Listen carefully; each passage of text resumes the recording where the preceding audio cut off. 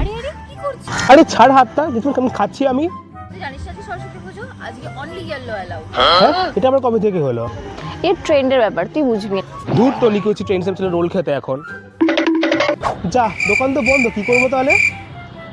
এখন কি কোনো রোলের দোকান খোলা থাকে? তাহলে এখন খাবোটা, তাহলে আমি কি খিদে পাচ্ছে তো। তাহলে এক কাজ করে চল, ওই যে মিষ্টির দোকান ওখানে গিয়ে আমরা মিষ্টি খাই। আচ্ছা চ। চল।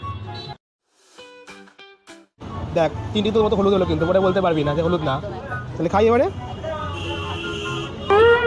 কি হলো? অসম্ভব।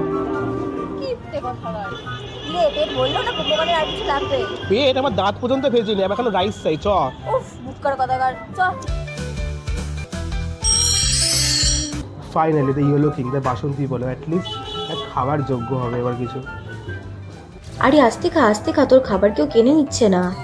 স্ট্রিট ফুডটা মিস হওয়া ভালোই হয়েছে, একটা ভালো কম্বো তো পেলাম। আইডিয়াটা কার ছিল সেটা তো বল। ঠিক আছে, যাই হোক, এখন খাবারে ফোকাস কর।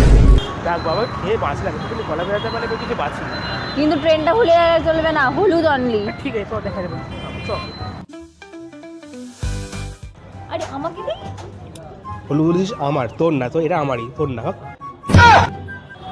তাহলে এইভাবেই কাটলো আমাদের সরস্বতী পুজো। এবার তোমরা জানো তোমাদের কেমন কাটলো কমেন্ট বক্সে, তো দেখা হচ্ছে নেক্সট ভিডিওতে।